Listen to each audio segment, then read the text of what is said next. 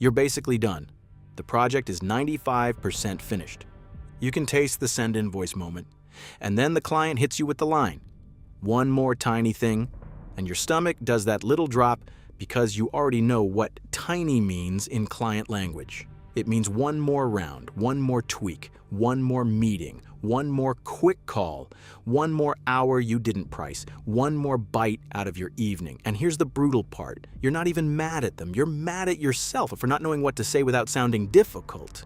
So, in this video, you're getting the exact approach to stop scope creep without losing the client, and yes, it will make you look more professional, not less. If you're the kind of person who wants to run their business with structure instead of stress, hit subscribe. That's what this channel is built for. Let's get into it.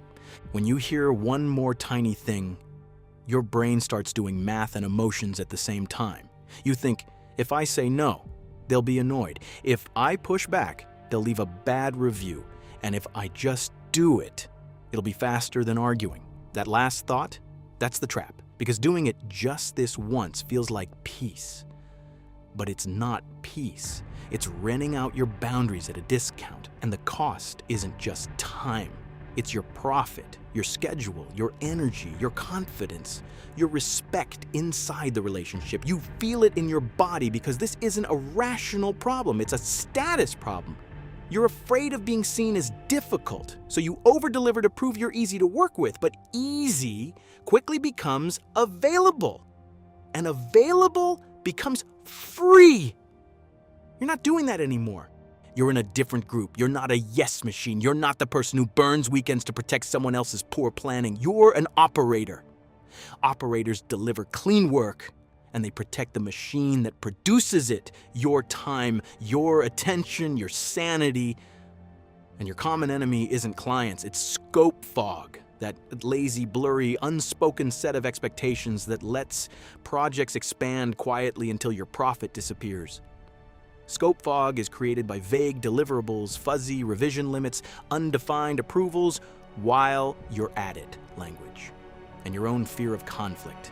You and I, we don't operate in fog. We operate in systems. And systems make you money while protecting your peace. Let me tell you the embarrassing truth. You know that confident, premium energy you want to project? I used to fake it because I was terrified of pushback. I would say yes to tiny things because I wanted to be liked. I wanted clients to think, this person is so helpful, so accommodating. But what I was really doing was teaching them a dangerous lesson that if they push a little, I fold. I confused being professional with being endlessly flexible. I thought boundaries were what rude people had. So I built projects with no edges. And when a project has no edges, it doesn't end. It eats you. The turning point came when I realized something simple. Good clients don't want infinite work. They want certainty. They want to know what they're getting, when they're getting it, and what happens if something changes. And you can give them that certainty without being a jerk. You just need a clear approach and a system behind it. By the end of this video, you'll understand exactly how to stop one more tiny thing in its tracks. You'll know how to offer options so you never look combative. You'll have a framework for handling change requests that protects your margins, and you'll walk away with a mental shift that makes you feel calm instead of guilty. The benefit is huge. You stop doing unpaid work, you increase respect, and you stop negotiating your value in the moment because you're running a process instead. Here's the plot twist most people miss. Scope creep isn't caused by bad clients, it's caused by a missing system. If the client doesn't know what's included, they will keep asking. If you don't define what done means, they will keep extending done. And if you keep saying yes to everything, they assume yes is included. They're not reading your mind, they're reading your behavior, so you're going to change the behavior calmly, and the relationship changes with it.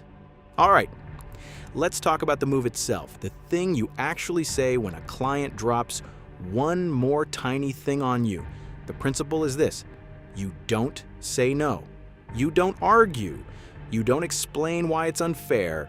You ask one calm, neutral question that forces clarity. You redirect the conversation from a vague ask into a clean decision. You're essentially asking, does this live inside what we already agreed on, or is this something new? That's it. One question. Calm. Professional. No accusation. And the reason this works is because it changes the frame. You're not rejecting the work. You're asking where it belongs. And once it belongs somewhere, inside scope or outside scope, it can be priced. It can be scheduled. It can be handled properly. The moment you ask that question, you go from reacting emotionally to operating professionally. Now, I teach the principle here in the video, but the Scope Lock Pack walks you through exactly how to install this into your business. It gives you 3 standards: a definition standard, a change standard, and a revision standard, plus a scope ladder that tells you exactly how to categorize any request a client throws at you. It's free, the link is in the description. Grab it, and you'll have the whole system ready to go. Let's keep going, because knowing how to redirect a conversation is only half the battle. You need a system behind it. Step 1, define what done means. If you want to kill scope creep, you need a done definition. Before the project starts, you define what you're delivering, how many revision rounds are included, what counts as a revision versus a new request, where the approval checkpoints are, and what happens after final sign-off.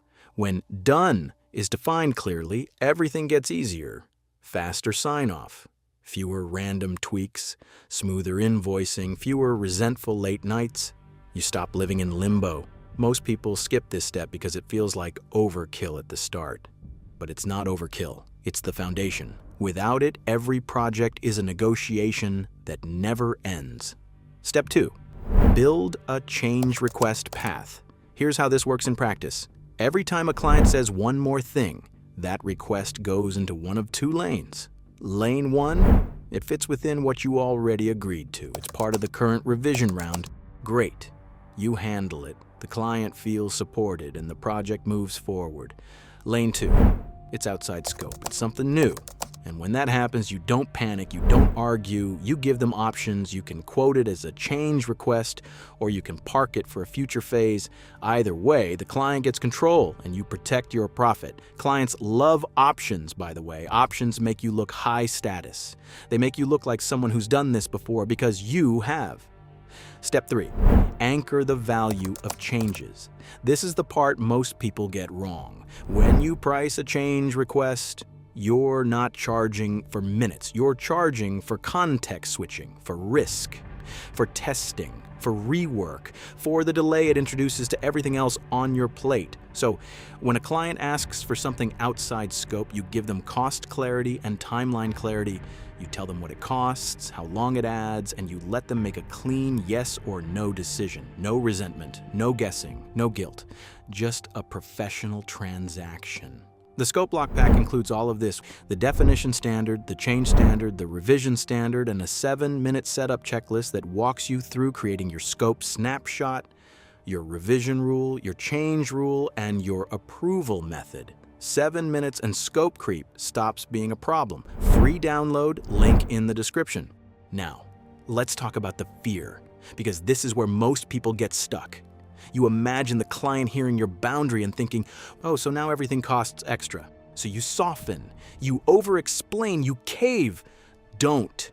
Here's what you need to remember. Good clients don't hate boundaries, they hate surprises. And your system removes surprises. It makes everything clear, predictable, and professional. If a client gets mad because you won't do unlimited work for a fixed price, you're not losing a good client. You're losing a client who wanted a blank check. And a blank check client will ruin your business slowly. They'll drain your time, erode your confidence, and teach you to resent the work you used to love. You're allowed to protect yourself. You're allowed to protect your business. You're allowed to protect your future. That's not selfish. That's operational maturity. Let me walk you through how this plays out in real life. Because theory is great, but you need to see this in context. Picture the midnight request. A client messages you at 11 p.m. asking you to adjust something real quick tonight. Instead of panicking or caving, you calmly redirect. You ask the clarifying question. You find out whether it's inside scope or outside. And if they want it tonight, that's a rush request, and rush requests have a different price. You stay calm, you keep your sleep, and you still look helpful. Or picture the endless revision loop. The client keeps asking for just one more version. Instead of spiraling, you reference the revision rounds you agreed to up front. If they want more versions beyond what was included, you offer to quote them or roll them into a future phase. The loop stops. Closure happens, or picture the while you're at it pile.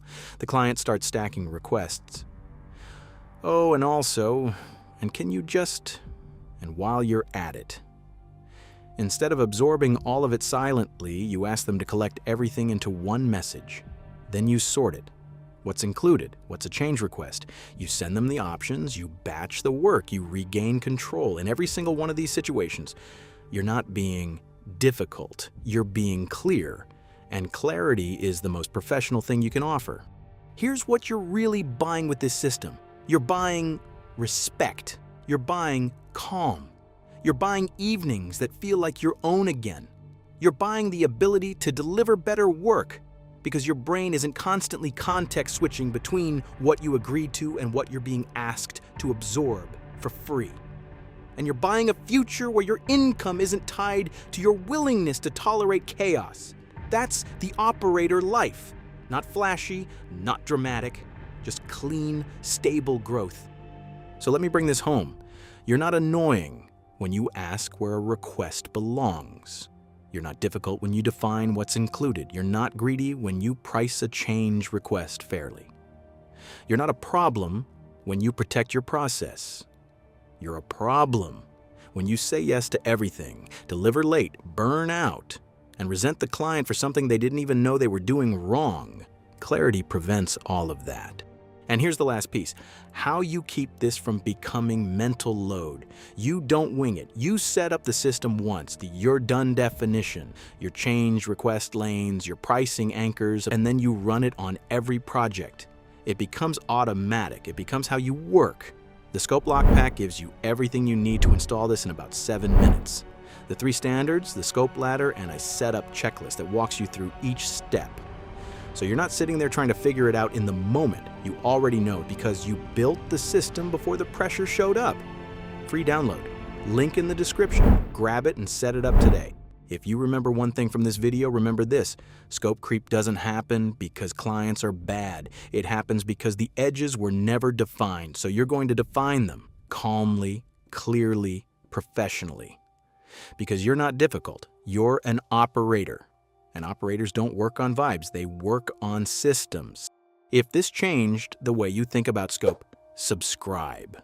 Every video on this channel is built to help you run cleaner, calmer, and more profitable. Hit subscribe so you don't miss what's coming next. I'll see you in the next one.